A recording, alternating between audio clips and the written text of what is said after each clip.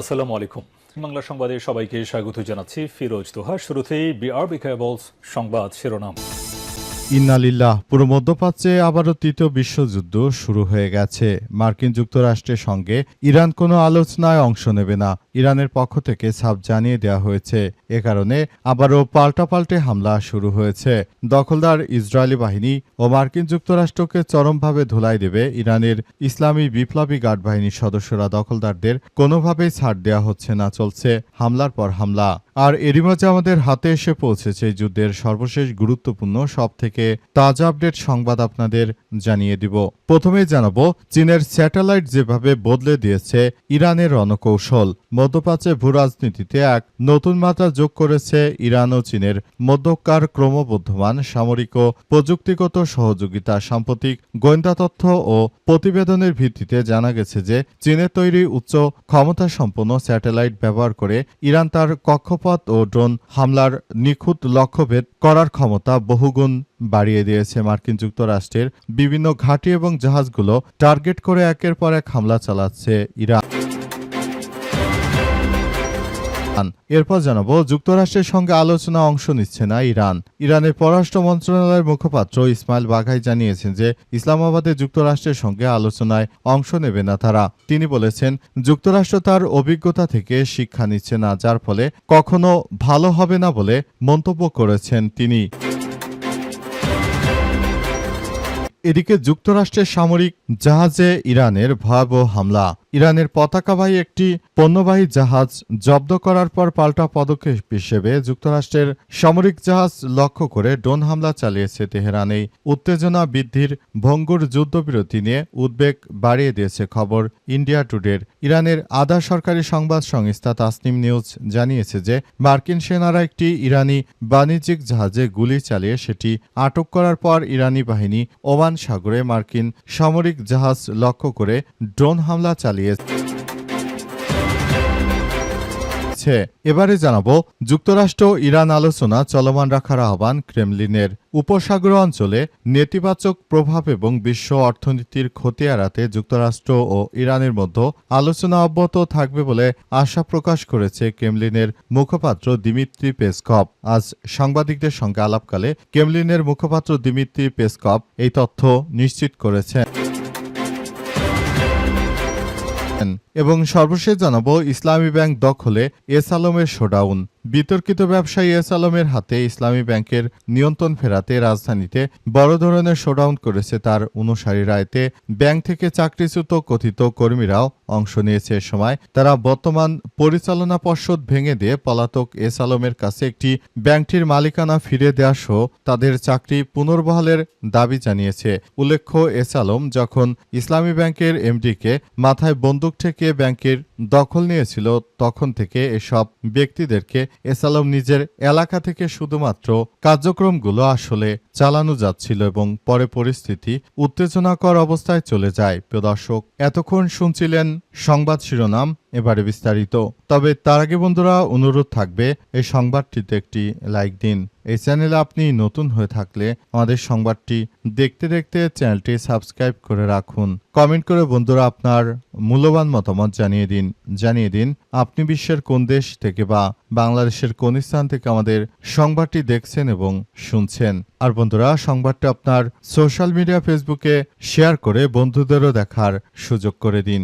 গাজা যুদ্ধে আপনি যদি নিরীহ ফিলিস্তিনিদের ভালোবেসে থাকেন কমেন্টে ইয়েস লিখে পুরো বিশ্বকে আমাদের এই সংবাদটি দেখার সুযোগ করে দিন। এবারে বিস্তারিত। চীনা স্যাটেলাইট যেভাবে বদলে দিচ্ছে ইরানের রণকৌশল। মধ্যপ্রাচ্যের ভূরাজনীতিতে নতুন করে মাত্রা যোগ করেছে ইরান ও চীনের মধ্যকার ক্রমবর্ধমান সামরিক ও প্রযুক্তিগত সহযোগিতা। সাম্প্রতিক গোয়েন্দা তথ্যের প্রতিবেদনের ভিত্তিতে জানা গেছে চীনের তৈরি উচ্চ ক্ষমতা সম্পন্ন স্যাটেলাইট ব্যবহার করে ইরান তার ক্ষেপণাস্ত্র ও ড্রোন হামলা নিখুঁতভাবে লক্ষ্যভেদ করার ক্ষমতা বহুগুণ বাড়িয়ে দিয়েছে। বিশেষ করে মধ্যপ্রাচ্যে চলমান উত্তপ্ত পরিস্থিতিতে মার্কিন সামরিক ঘাঁটিগুলোতে ইরানের সাম্প্রতিক নিখুঁত হামলাগুলোর পেছনে এই চীনা প্রযুক্তির বড় ভূমিকা রয়েছে বলে মনে করছেন বিশেষজ্ঞরা। ফাঁস হওয়া বিভিন্ন নথির বরাতে জানা গেছে যে ইরান গোপনে চীনের 8i নামক একটি বেসরকারি প্রতিষ্ঠানের তৈরি TEE-01B স্পাই স্যাটেলাইট বা গোয়েন্দা উপগ্রহের নিয়ন্ত্রণ লাভ করেছে। এই স্যাটেলাইটটি 0.5 মিটার রেজলিউশনের অত্যন্ত স্পষ্ট ছবি পাঠাতে সক্ষম, যা ইরানের নিজস্ব স্যাটেলাইটের তুলনায় প্রায় 10 গুণ বেশি শক্তিশালী। এই প্রযুক্তির সহায়তায় ইরানি কমান্ডার মধ্যপ্রাচ্যে মার্কিন ও মিত্রবাহিনীর বিভিন্ন ঘাঁটি যেমন সৌদি আরবের প্রিন্স সুলতান এয়ারবেস বা জর্ডানের মোয়াফাক সালতি ঘাঁটির রিয়েল টাইম তথ্য ও ছবি সংগ্রহ করেছে। প্রতিরক্ষা বিশ্লেষকদের মতে আগে ইরানের ক্ষেত্রে বা ড্রোনের লক্ষ্যবস্তু থেকে বাস্তুচ্যুত হওয়ার সম্ভাবনা থাকলেও এখনও চীনের বেইদু নেভিগেশন সিস্টেম এবং উচ্চমাত্রার ইমেজিং স্যাটেলাইটের সমন্বয়ে তারা নিখুঁতভাবে আঘাত হানতে পেরেছে। এই স্যাটেলাইট ব্যবস্থার মাধ্যমে ইরান কোনো হামলার আগে যেমন লক্ষ্যবস্তু সুনির্দিষ্ট করতে পারছে, তেমনি হামলা পর ক্ষয়ক্ষতির পরিমাণও দ্রুত যাচাই বাছাই করতে পারছে এবং এই প্রক্রিয়া চালিয়ে তারা মূলত দখলদার মার্কিন যুক্তরাষ্ট্রের বিরুদ্ধে বড় ধরনের একটি সংঘাতময় পরিস্থিতি থেকে নিজেদের বাঁচিয়ে তারপর দখলদারদের শেষ করে দেওয়ার মতো প্রযুক্তি সক্ষমতা অর্জন করেছে। এই মুহূর্তে দখলদার আমেরিকার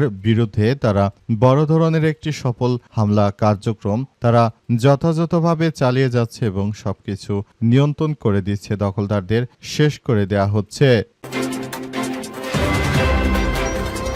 যুক্তরাষ্ট্রের সঙ্গে আলোচনা অংশ নিচ্ছে না ইরান।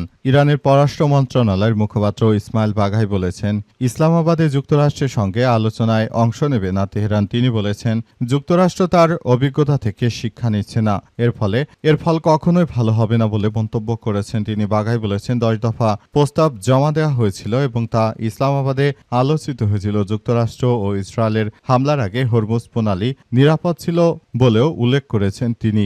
মুখপাত্র আরও জানিয়েছেন, পাকিস্তানি মধ্যস্থতাকারীর কাছে ইরান তার অবস্থান স্পষ্ট করেছিল, তবে মার্কিন যুক্তরাষ্ট্র বলছে যে লেবাননে যুদ্ধবিরতি চুক্তির কোনো অংশ ছিল না। মার্কিন যুক্তরাষ্ট্র ইরানের বিরুদ্ধে নৌ অবরোধ আরোপ করেছে, পাশাপাশি একটি ইরানি জাহাজে হামলা চালিয়ে তারা পরিস্থিতি একদম ধ্বংসস্তূপে পরিণত করে দেয়। এরপরই তাদের বিরুদ্ধে বড় ধরনের কার্যক্রম নিতে শুরু করেছে ইরানের Islamic Revolutionary Guard Corps IRGC এবং IRGCর সেনা সদস্যরা জানিয়েছে যে তারা দখলদার বাহিনীকে চরমভাবে শিক্ষা দেবে। তাদের যে জাহাজকে আটক করে নিয়ে গেছে এই মার্কিন যুক্তরাষ্ট্রের সেনারা, সেটি তারা ফেরত আনার জন্য বদ্ধপরিকর। এজন্য ইতিমধ্যেই তারা আবারও মাঠে নেমেছে এবং দখলদারদের বিরুদ্ধে সর্বাত্মকভাবে তারা কর্মকাণ্ড পরিচালিত করছে। পুরো মধ্যপ্রাচ্য জুড়ে দখলদার ইসরায়েলি বাহিনীর বিরুদ্ধে যে ধরনের কার্যক্রম শুরু হয়েছে, এটি আসলে কোনোভাবে গ্রহণযোগ্য হতে পারে না। দখলদারেরা শুরু থেকে এ পর্যন্ত তারা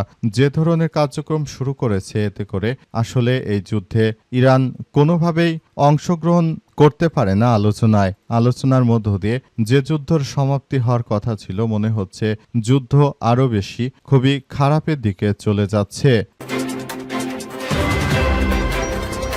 যুক্তরাষ্ট্রের সামরিক জাহাজে ইরানের ভয়াবহ হামলা। ইরানের পতাকাবাহী একটি পণ্যবাহী জাহাজ জব্দ করার পাল্টা পদক্ষেপ হিসেবে যুক্তরাষ্ট্রের সামরিক জাহাজ লক্ষ্য করে ড্রোন হামলা চালিয়েছে তেহরান। এই উত্তেজনা বৃদ্ধির সঙ্গে যুদ্ধবিরতি নিয়ে উদ্বেগ বাড়িয়ে দিয়েছে খবর দ্য ইন্ডিয়া টুডের। ইরানের আধা সরকারি সংবাদ সংস্থা তাসনিম জানিয়েছে যে মার্কিন সেনারা একটি ইরানি বাণিজ্যিক জাহাজে গুলি চালিয়ে সেটি আটক করার পর ইরানি বাহিনী ওমান সাগরে মার্কিন জাহাজ লক্ষ্য করে ড্রোন হামলা চালিয়েছে। প্রতিবেদনে বলা হয়েছে যে যুক্তরাষ্ট্র ইরানি পতাকাবাহী জাহাজ জব্দ করায় প্রতিশোধ হিসেবে ওই ড্রোন হামলা চালানো হয়েছে। তবে প্রতিবেদনে হামলার মাত্রা, ব্যবহৃত ড্রোনের সংখ্যা বা মার্কিন সম্পদের কোনো ক্ষতি হয়েছে কিনা সে সম্পর্কে বিস্তারিত কোনো তথ্যই জানা যায়নি এবং সব পরিস্থিতি আসলে দখলদার ইসরায়েলি বাহিনী এবং মার্কিন যুক্তরাষ্ট্রের যে কোনো ধরনের কার্যক্রম প্রতিহত করা হবে বলে ইরানের পক্ষ থেকে নিশ্চিত করা হয়েছে এবং